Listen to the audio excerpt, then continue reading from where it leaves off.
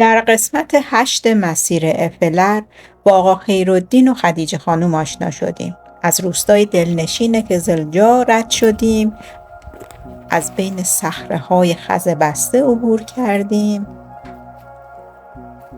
از جنگلی رد شدیم که متاسفانه درخت‌هاش تو آتش سوزی تابستان سوخته بودن و بعد از اون از منطقه‌ای رد شدیم که الوارهای درختان سوخته رو جمع می‌کردن. بعد از مدت‌ها دست به سنگ شدیم، جایی که اصلاً انتظار نداشتیم و با عمو حسن دوست شدیم. در نهایت وارد روستای لوبی شدیم، معروف به روستای ارواح.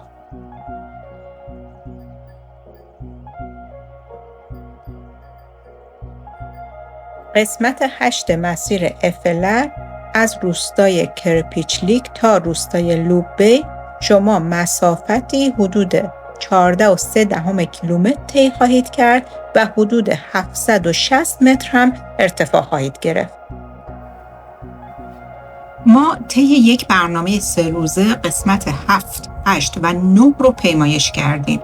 پس اگه ویدیو 7 رو ندیدید توصیه میکنم اول اون رو ببینید. دیشب که رسیدیم روستای کرپیچلیک، آقا خیرالدین و خدیجه خانم منتظرمون بودن و ما شب رو منزل ایشون موندیم. بسیار تشکر میکنم از مهمون نوازیشون و امید به دیدار مجددشون. امروز از کرپیچلیک قراره بریم به کجا؟ لوبی. این ارتفاع رو باید رد کنیم. هوا هم الان خوبه. دیشب خیلی باد بود و سرد بود و من نگران بودم، اما الان هوا به نظر خوبه.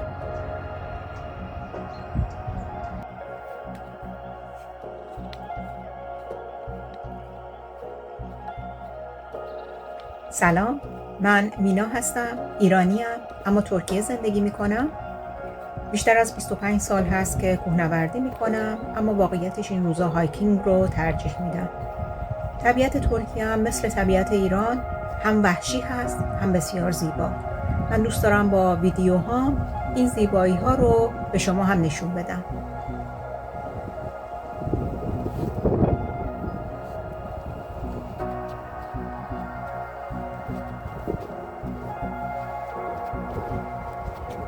از روستا که داریم میریم بیرون، با اینکه دسامبر هست و هوا سرد شده، اما باغچه‌ها هنوز سبزی و فلفل دارن. یک مقدار که جلوتر بریم باید جوی آبی رو رد کنیم و بعدش جاده اصلی رو رد کنیم.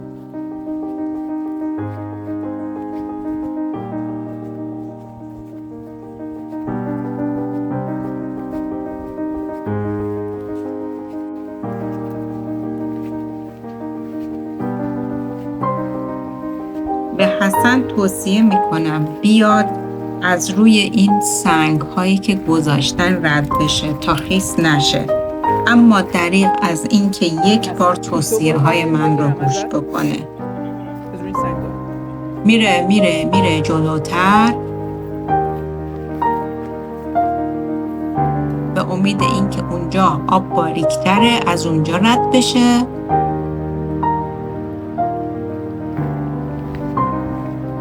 اما خب اینقدر باریک نیست. برمیگرده و دوباره از همین مسیر میره.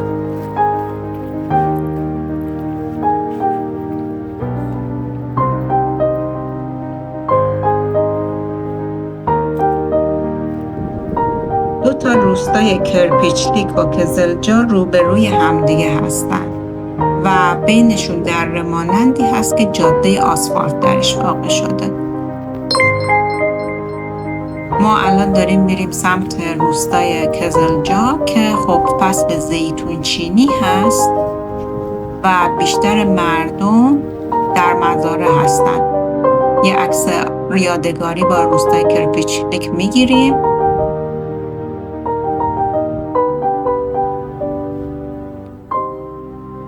و از بین باغ‌هایی که درختان میوه دارن عبور میکنیم. درختانی که الان رنگ‌های پاییزی گرفتن و بسیار زیبا هستن. نشانه های مسیر 8 بسیار خوب بود. ما هیچ مشکلی توی مسیر نداشتیم. امیدوارم این درخت با این ریشه هاش که بیرون زده حالا پابرجا بمونه، چون خیلی زیباست.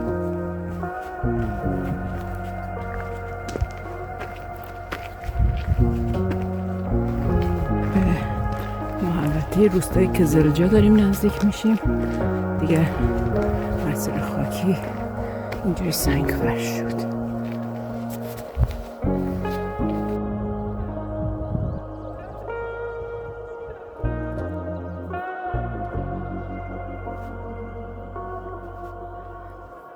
بیشتر روستاها اولش دستشویی عمومی هم داره.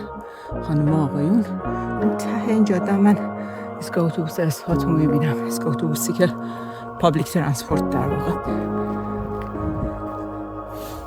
همینجا شروع روستاست اما کلونی اصلی جلوتره.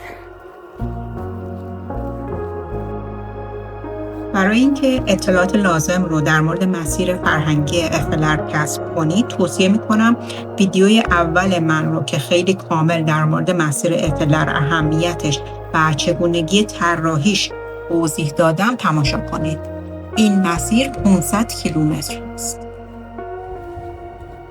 دلیل این که من این ویدیو رو درست کردم این هست که خودم ترجیح میدم یک مسیر رو که میخوام پیمایش بکنم کلیات مسیر رو از قبل ببینم. برای همین از مبدأ تا مقصد روز 8 رو ویدیو گرفتم که شما میتونید ببینید تو این مسیر از چه قسمت‌های خاصی رد میشید.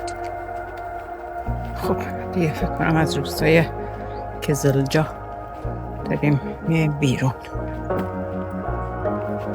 هنوز سبزیکاری های روستا هست.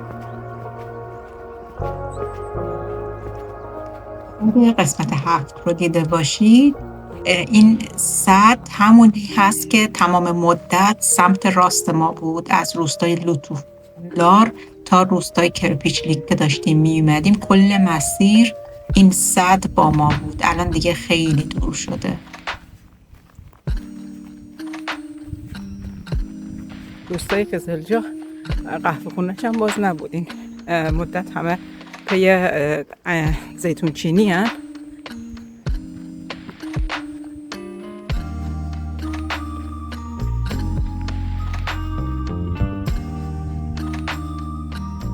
این مسجدی که منارش دیده میشه واسه کزلجاست. اون روستا پشتی هم که کرپیچلیک که ما دیشب خوابیده بودیم. الان دیگه داریم ارتفاع میگیریم. یعنی کلا از روستای کرپیچلیک که شروع میکنیم دائم باید ارتفاع بگیریم دیگه. اگه توضیح خاص و مهمی بوده احتمال زیاد من موقع ضبط ویدیو گفتم. واسه همین از این به بعد میتونید همراه مناظر بشید تا روستای لوپی. من دیگه صحبت اضافه‌ای نمی‌کنم.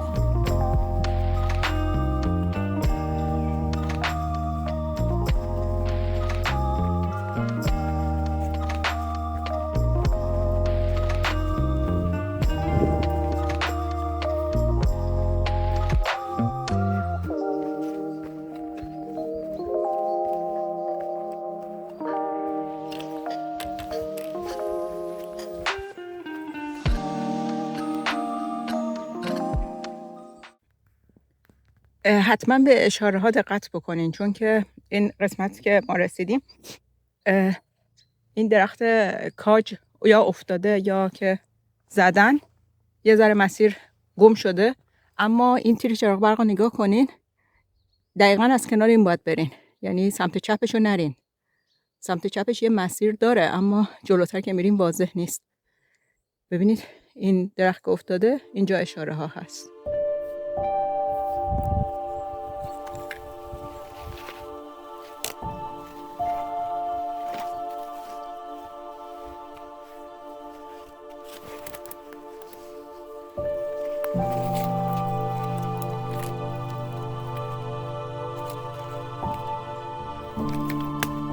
چند تا درختی که اینجا زدن مسیر رو یه ذره منحرف کرده، اما راحت بریم کاج.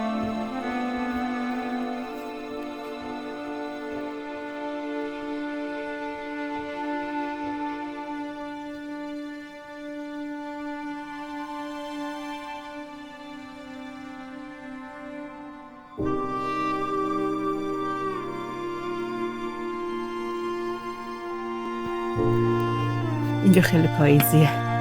میخوایم یه جا بشینیم چایی بخوریم.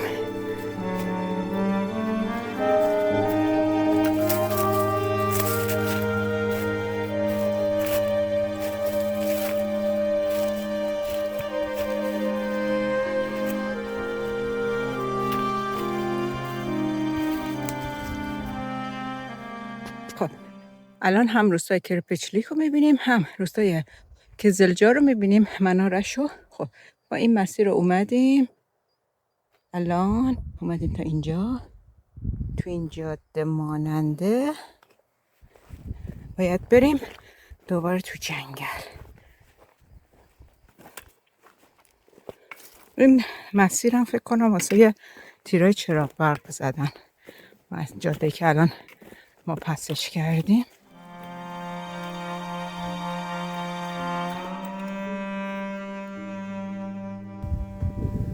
چه دیگه کلاغ دیده میشه. ما فکر میکنم سمت راست یه سبزنایی دیده میشه، اونجا رو فکر میکنم باید بریم، چون مسیر به سمت لوبی، کلاغ سمت چپ ما خواهد بود. یه مقدار تو این جاده میریم، بعدش دوباره باید بندازیم تو جنگل.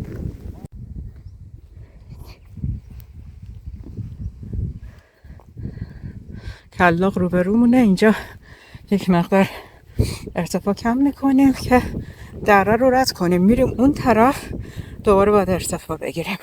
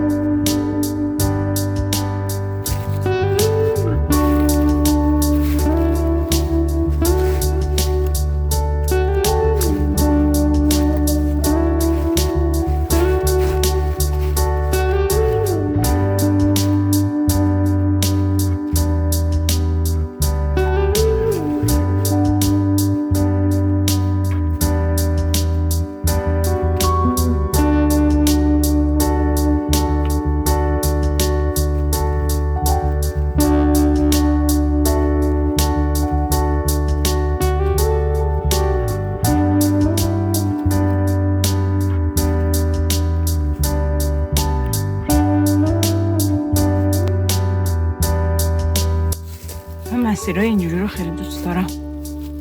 پاییزی، سنگی، صخره‌ای، یه ذره ترسناک، کنارش دره. این رودخونه‌ایه که سمت راست ما هست. ما یه ذره اومدیم بالا. سمت بعد از این دره و رودخونه هم اون طرف یه جاده مانندی بود، من دیدم. اما یه راهی هست، اما ما باید از این مسیر بریم.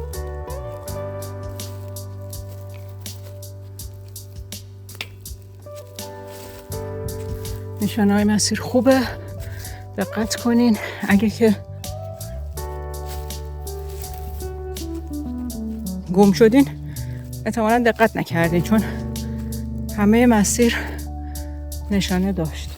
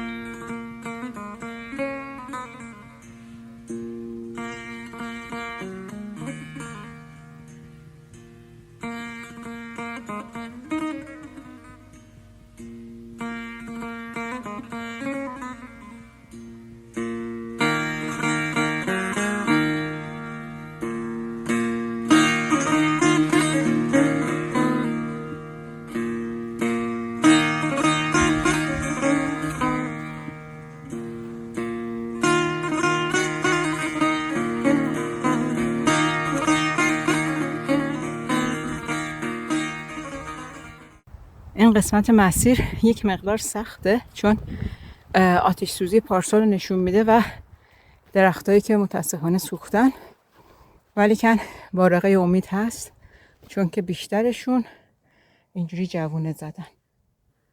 و اگه که فقط این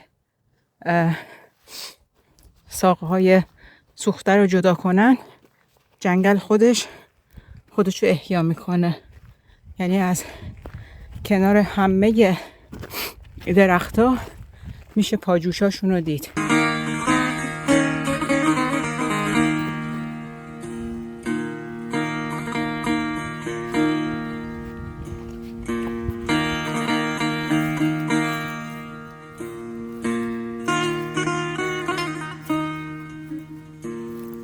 ببین مزرعه رسیدیم، کلی فلفل و گوجه و بادمجون داشت. البته که خب انسان داشت.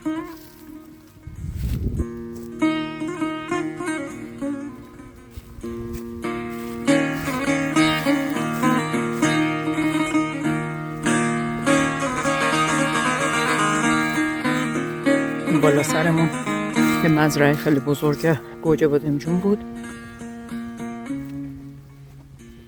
ببینم اگه بشه از بین زرش باشه.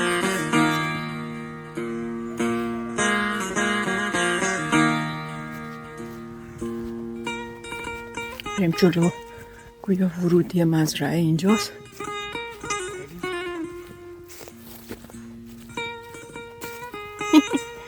چقدر با مزه است. به این نقطه که رسیدیم، اطراف ییلاقات کاملا سرسبز بود و بسیار بسیار زیبا، با اینکه خیلی مناطق آسیب دیده بود از آتش سوزی تابستان، اما این سرسبزی که سمت راست بود فوق‌العاده بود. ارتفاعش رو میذارم واسهتون و فاصله‌ای که از کرپیچلیک داره.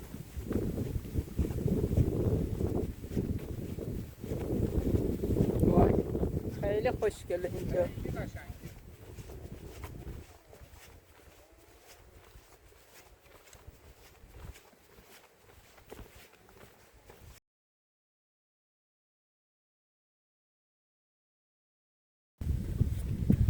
توی این منطقه چند تا خانواده رو دیدیم که هنوز با اینکه هوا سرد بود داشتن اینجا زندگی میکردن و ازشون که پرسیدیم گفتن که آتش سوزی تابستون خونه هاشون که متاسفانه از بین رفته هنوز آماده نشده که بتونن برگردن به روستاشون.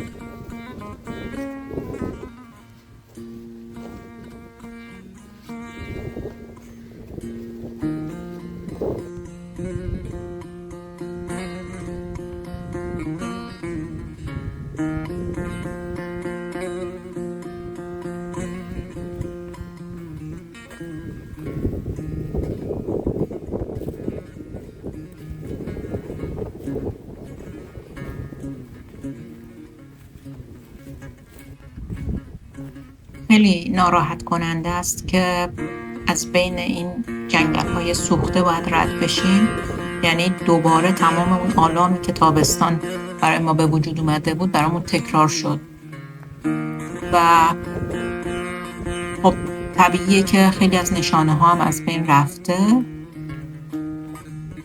یا باید دوباره نشانه گذاری بشه اینجا یا اینکه با ترک آنلاین این قسمت رو باید طی کنیم.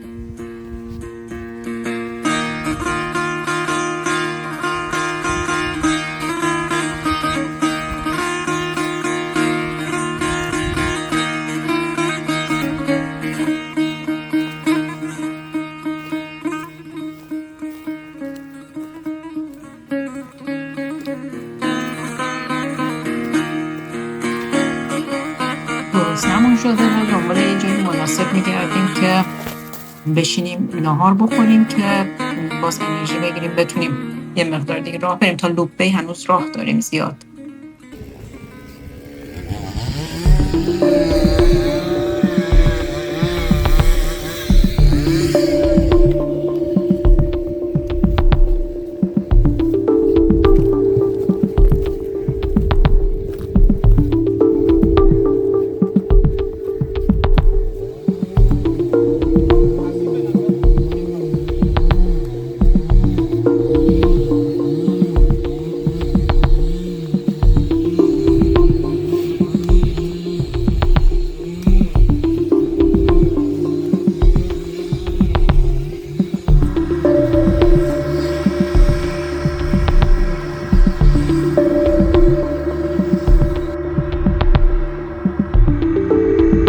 متاسفانه اینجا تمام این چوب هاییه که از جنگل سوخته نزدیک کلداغ این چوبا رو استخراج کردن. صدای برش هم همینطور میاد. تمام اینا رو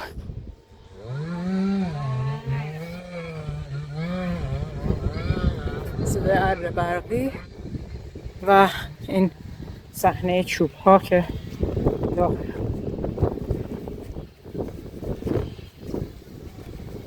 فاصله زیادی همینجا چیندن. کلی هم که اینا رو که باید جمع کنن.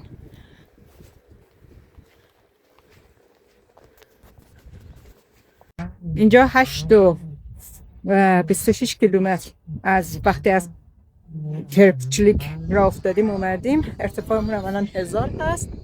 دست چپمون دقیقا اینجا که یه ذره ابر بالاشه اون کلاقه. من فکر میکنم ما یه 5 متر دیگه بریم بالا دیگه، کلن تا لوبی باید بریم پایین.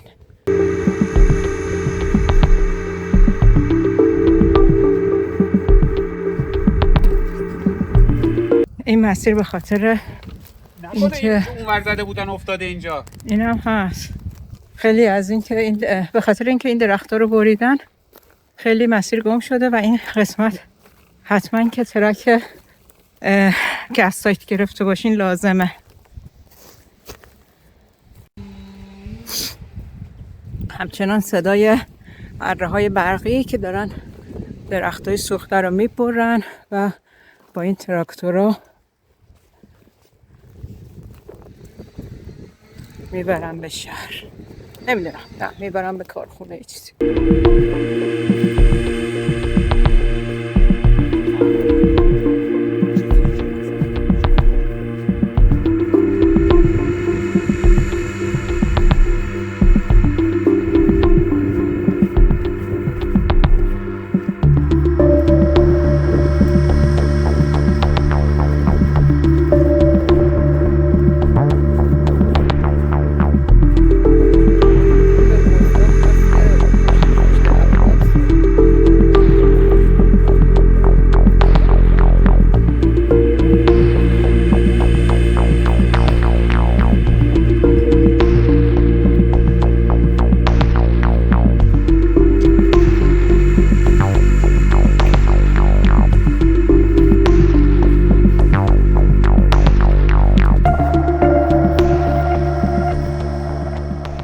قسمت هم داشتیم که مجبور شدیم دست به سنگ بشیم و بریم بالا، ولی که من هر چی نگاه کردم توی ویدیوها یادم نیومد که لوکیشن دقیقش کجا بود که بذارم. به هر حال چیزی که مطمئنم قبل از دیدن عمو حسن بود و فکر میکنم این قسمتی بود که ما یه شیبی رو رفتیم پایین و بعدش این ارتفاع رو که دست به سنگ شدیم اومدیم بالا. درختای بلوط فشرده بود اینجا. از اینجا که اومدیم بیرون این راه هست که میره به سمت این کلبه‌ای که پشته و ما مسیرمون این هست.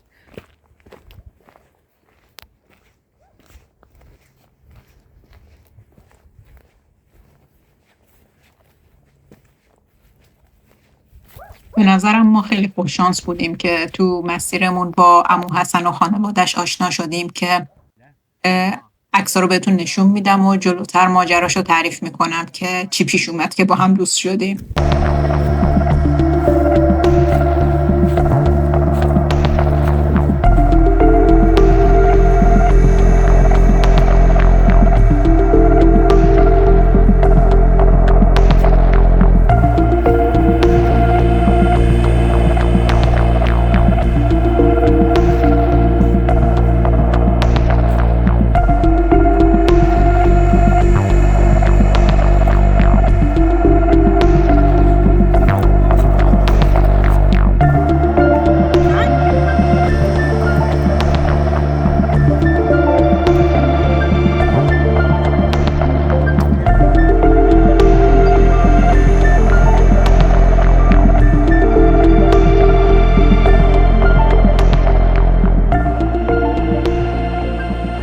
و ماجرایی که با یک انار شروع شد.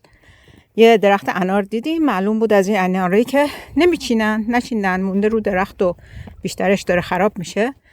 ما یه دونه چیندیم که بخوریم و یه بابا بزرگی اومد سمتمون و سلام علیک و دعوتمون کرد به چایی و هیچی، رفتیم خونهشون و ماجرا از این گونه شد که چند کیلو انار رو کستانه هم دادم به همون.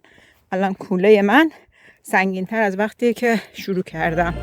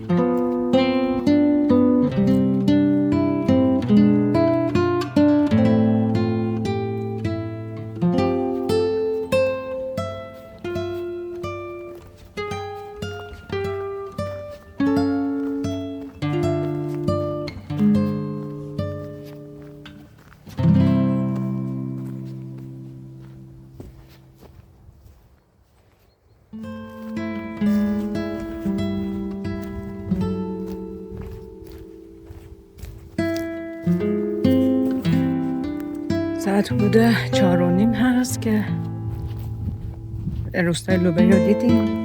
به روستای ارواح هم معروفه. حالا چرا؟ به خاطر اینکه مردم گذاشتن رفتن. حالا اینکه چرا گذاشتن رفتن و امشب اگه بشه با چند نفر صحبت میکنیم. اگه نتیجه‌ای داشت من به اشتراک بذارم.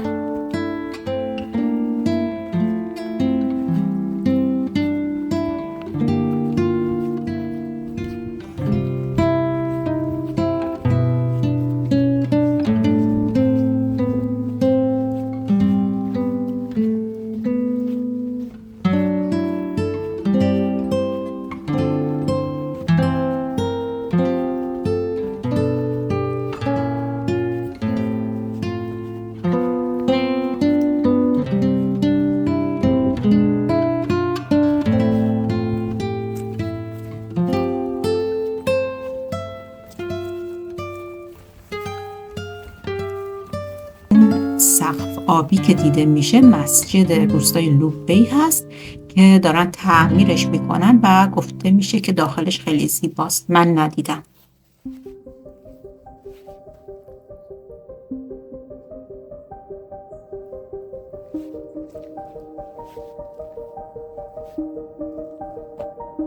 دیگه خیلی نزدیک روستایی.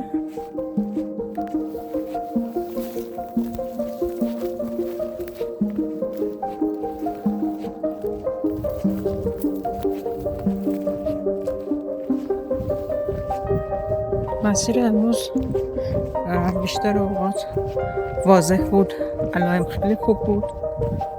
یکی دو جا به خاطر اینکه خب اون آتش سوزی متاسفانه شد بود، خب علائم مشخص نبود، درختایی که بارش خورده بود. یک سری جا هم که به نظرم دوباره نشانه بزرگی کرده بودن، ولی که با تراکی مسیر که خب هیچ مشکلی نداره.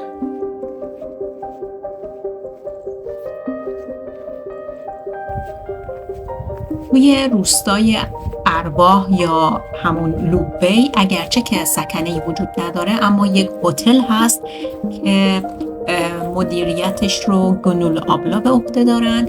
ما از قبل بهشون زنگ زدیم و یه اتاقی رو رزرو کردیم. حالا از شانسمون وقتی رسیدیم برق نبود.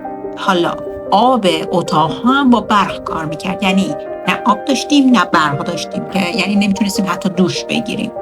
خلاصه اون که خیلی ماجرا شد و شاید که بعداً تعریف کردم ماجراش، اما خب شب راحتی نبود برای ما. الان داخل روستای لوبی رو داریم میبینید، تمام خونه هایی که متروکه شده. ما رسیدیم به مقصدمون. امیدوارم که این ویدیو مطلب جدیدی براتون داشته باشه، مفید بوده باشه. منو خوشحال میکنید اگه که لایک و سابسکرایب کنید.